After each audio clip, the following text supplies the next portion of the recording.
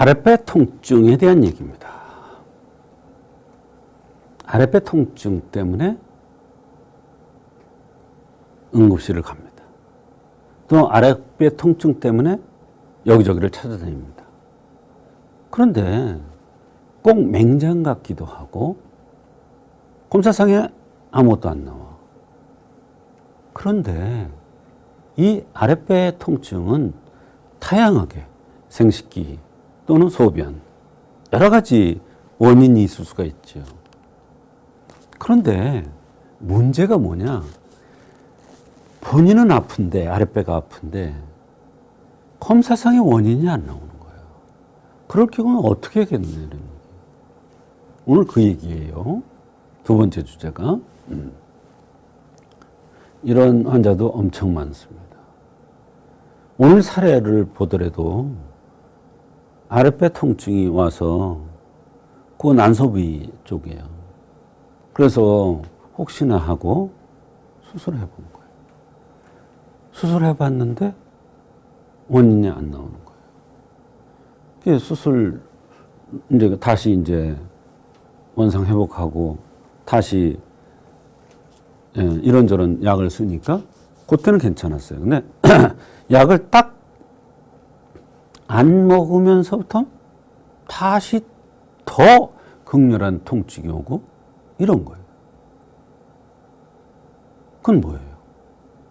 원인이 안 나오는데도 혹시나 하고 그 부위니까 어떤 나쁜 게 있나 하고 해본 거예요. 답답하니까. 그게 최선의 방법이죠. 나쁜 거 아니에요. 그것도 하나의 방법이니까. 근데 한의학에서는 생각하는 각도가 전혀 다른 각도에서 생각을 합니다. 아랫배 통증인데요. 오늘 주제가 한의학에는 이런 이론이 있습니다. 아랫배가 아픈 경우와 배꼽 주위가 아픈 경우와 윗배가 아픈 것을 정확하게 나누어서 치료를 합니다. 말하자면 장소적으로 어느 곳이 아프냐가 굉장히 중요해요. 배가 아파. 애들도 자라면서 보면 배가 아프다는 얘기 많이 해요. 어디가 아파? 그러면 정확하게 알키지는 못해요. 정확하게 손을 짚지는 못해요. 그냥 배 아프다는 거예요. 그게 뭐냐? 어린아이들은 자라면서 너무 애쓰는 애들 있잖아요.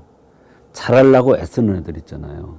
동생한테 지지 않으려고, 언니한테 지지 않으려고, 오빠한테 지지 않으려고 너무 애쓰는 애들 있어요. 그런 애들이 몸이 체력이 안 따라주면 몸이 허해서 나타나는 통증이 있어요. 그 통증은요, 어느 곳이 아픈지 잘 몰라요. 그것도 검사해보면 나올까요? 호통인데 안 나오죠. 마찬가지. 아랫배가 아픈 것의 원인은 어혈과 담음과 소변 삽이에요. 그게 아랫배가 아파. 근데 원인이 뭐야? 소변 삽증에 의한 아랫배 통증이야. 이게 검사상에 나올까요? 안 나와요. 본인은 아랫배가 아프면서 소변 삽증이라는 게 뭐냐? 소변이 시원찮은 거예요. 찝찝한 거예요. 깔깔하고. 누울 때 약간 아프기도 하고. 시원하지도 않고. 말이 와서 급해서 가보면 시원하게 안 나오는 거예요. 참을 수도 없고. 이런 경우가 있어요.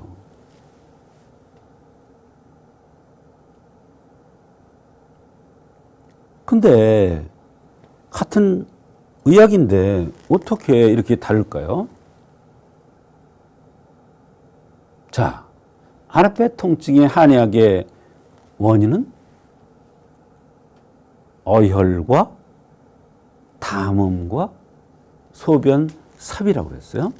소변이 깔깔하고 시원하고 원활하게 나오지 않는다. 이때 소변은 바로 양기의 운행이라는 차원에서 봐야 돼요. 양기가 제대로 운행되지 않으면 소변에 이상이 옵니다. 또 두 번째는 음혈이 부족돼도 소변에 이상이 옵니다. 음혈이 부족된다는 것은 뭐냐면 허리 이하에 힘이 떨어진다 이런 뜻이에요. 특히 여성이 77이 49, 49살을 넘어서면서 생리가 갈 때쯤 되면, 갱년기 장애가 올 때쯤 되면 음혈이 부족돼서 소변에 이상이 잘 나타납니다.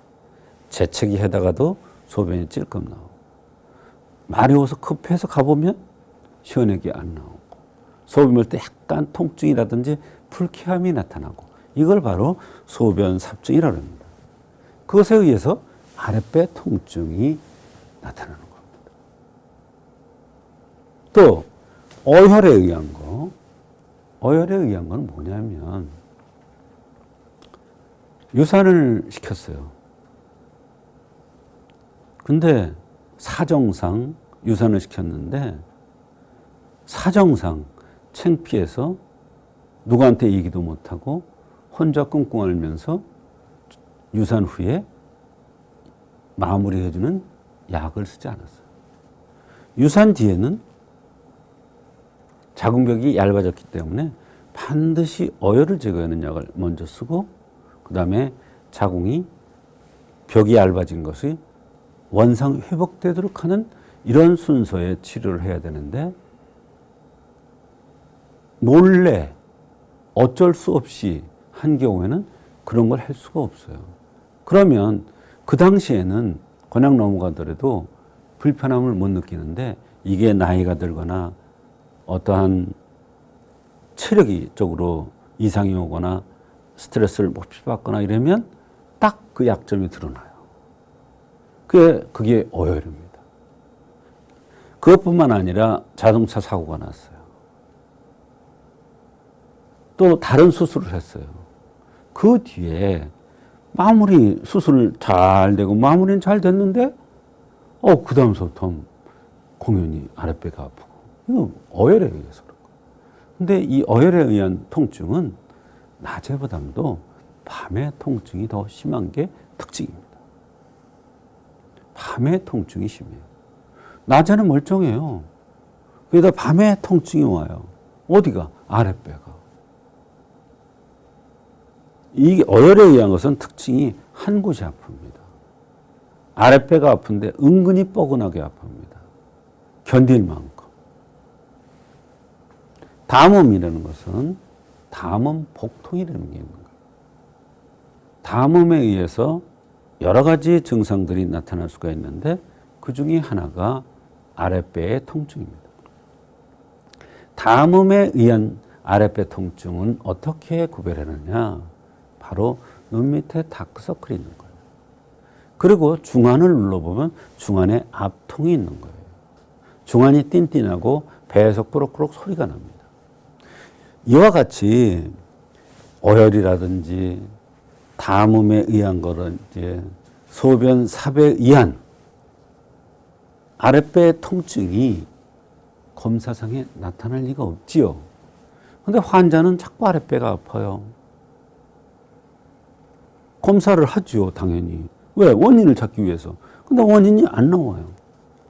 그런데 한의학에는 이러한 원인에 의해서 아랫배 통증이 나타난다는 뚜렷한 이치가 있기 때문에 한의학적으로 아랫배 통증이 있을 때 한방적인 치료를 받으면 이런 원인을 정확하게 찾아내서 치료하면 얼마든지 잘 치료될 수가 있습니다.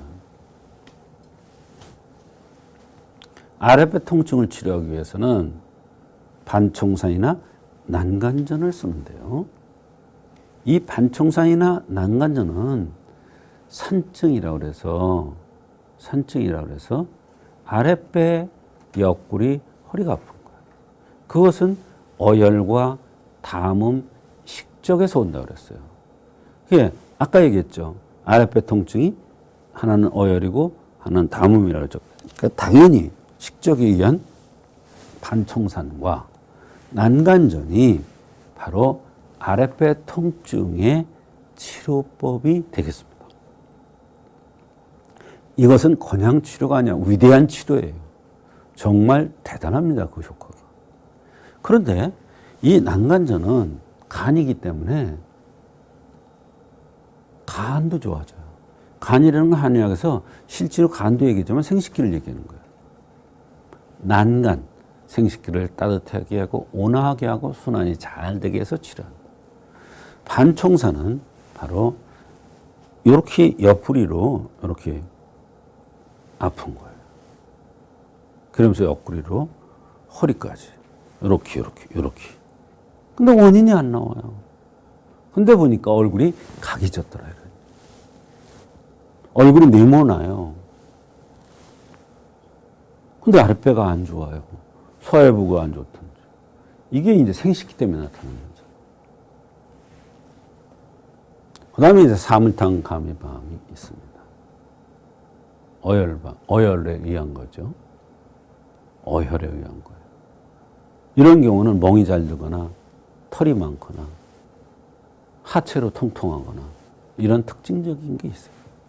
그 다음에 소요산. 이거는 뭐예요? 산후에 어혈이 생겼거나 산후에 소변에 이상이 오거나 산후에 혈이 부족하거나 이래서 아랫배가 통증이 올 때 이럴 때는 바로 소요산을 써서 아랫배의 통증을 치료해 주는 겁니다. 이러한 반총산이나 난간전을 써야 될 경우, 사물탕 감유방을 써야 될 경우, 소요산을 써야 될 경우, 이런 경우는 검사에서 원인이 나오질 않습니다.